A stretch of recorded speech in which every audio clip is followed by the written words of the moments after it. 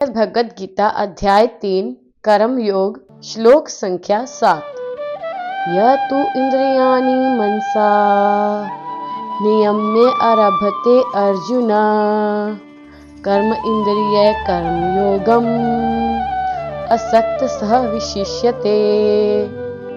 अर्थ, दूसरी ओर यदि कोई निष्ठावान व्यक्ति अपने मन के द्वारा कर्म इंद्रियों को वश में करने का प्रयत्न करता है और बिना किसी आसक्ति के कर्म योग यानी कि कृष्ण भावनामृत में प्रारंभ करता है तो वह अति उत्कृष्ट है। हरे कृष्णा, आप सभी का हार्दिक स्वागत है मेरी श्रीमद् भगवद गीता की सीरीज में। आज की इस वीडियो में हम अध्याय 3 के अगले श्लोकों का श्रवण करेंगे। उससे पहले आप वीडियो को लाइक कर दीजिए और चैनल को सब्सक्राइब कर दीजिए। और श्लोक शुरू करने से पहले हम मंगलाचरण का उच्चारण करेंगे, जिससे हमें भगवान श्री कृष्ण, गुरु और वैष्णवों की कृपा मिलेगी।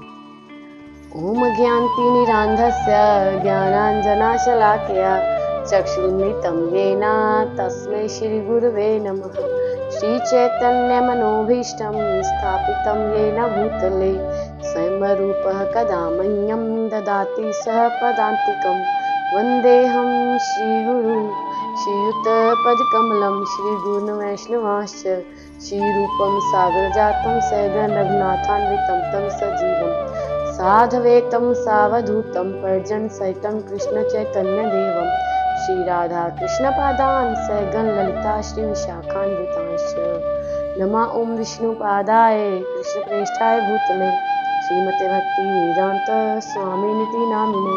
नमस्ते सारस्वते देवे गौरवाणी प्रचारिणे निर्विशेष शून्यवादी पाश्चात्य देशतारिणे। हे कृष्ण करुणा सिंधु दीनबंधु जगतपते गोपेश गोपिका कांत श्री राधा कांत नमोस्तुते। तप्त कांचन गौरांगी श्री राधे वृंदावनेश्वरी विश्वानुसुते देवी प्रणमामि हरिप्रिये। वाञ्छाकल्पतरुभ्यश्च कृपा सिन्धुभ्येव च पतितानां पावनेभ्यो वैष्णवेभ्यो नमो नमः। जय श्री कृष्ण चैतन्य प्रभु नित्यानंद श्री अद्वैत गदाधर शिवासादि गौर भक्त वृंद।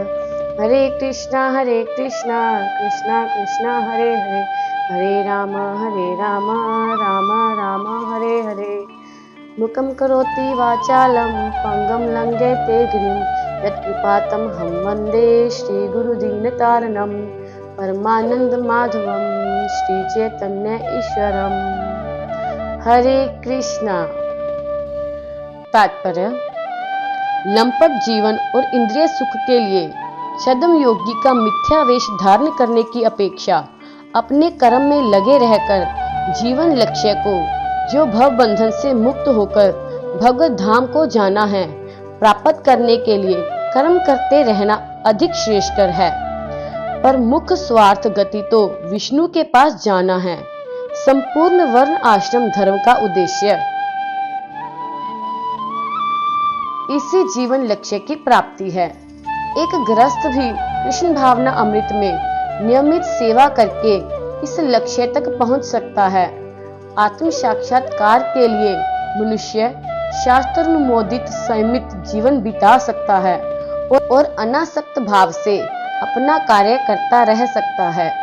इस प्रकार वह प्रगति कर सकता है और निष्ठावान व्यक्ति इस विधि का पालन करता है। वह उस पखंडी ध्रुत से कहीं श्रेष्ठ है जो अबोध जनता को ठगने के लिए दिखावटी आध्यात्मिकता का जामा धारण करता है। जीविका के लिए ध्यान धरने वाले पर वंचक योगी की अपेक्षा सड़क पर झाड़ू लगाने वाला निष्ठावान व्यक्ति कहीं अच्छा है। श्लोक संख्या 8। नियतं कुरु कर्म त्वम् कर्म जयाये हि अकर्मणा शरीर यात्रा अपि च ते न प्रसिद्धेत अकर्मणा। अर्थ, अपना नियत कर्म करो, क्योंकि कर्म ना करने की अपेक्षा कर्म करना श्रेष्ठ है। कर्म के बिना तो शरीर निर्वाह भी नहीं हो सकता। तात्पर्य, ऐसे अनेक छद्म ध्यानी हैं जो अपने आप को उच्च कुलीन बताते हैं तथा ऐसे बड़े बड़े वह वसाई व्यक्ति हैं जो झूठा दिखावा करते हैं कि आध्यात्मिक जीवन में प्रगति करने के लिए उन्होंने सर्वस्व त्याग दिया है। श्री कृष्ण यह नहीं चाहते थे कि अर्जुन मिथ्याचारी बने, अपितु वे चाहते थे कि अर्जुन क्षत्रिय के लिए निर्दिष्ट धर्म का पालन करे। अर्जुन गृहस्थ था और वह एक सेना नायक था, अतः उसके लिए श्रेष्ठकर था कि वह उसी रूप में गृहस्थ क्षत्रिय के लिए निर्दिष्ट धार्मिक कर्तव्यों का पालन करे। ऐसे कार्यों से संसारी मनुष्य का हृदय क्रमशः विमल हो जाता है और वह भौतिक कलमश से मुक्त हो जाता है। देह निर्वाह के लिए किए गए तथा कथित त्याग संन्यास का अनुमोदन ना तो भगवान करते हैं और ना कोई धर्मशास्त्र ही। आखिर देह निर्वाह के लिए कुछ ना कुछ करना होता है।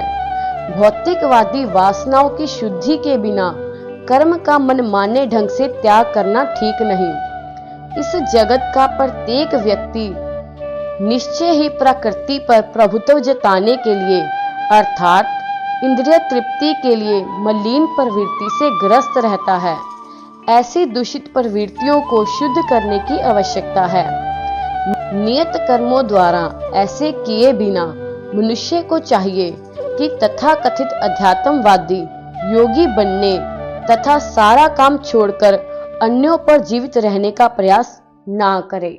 आज का श्रवण हम यहीं पर समाप्त करेंगे और आगे आने वाली वीडियो में अगले श्लोकों का श्रवण करेंगे। हरे कृष्णा।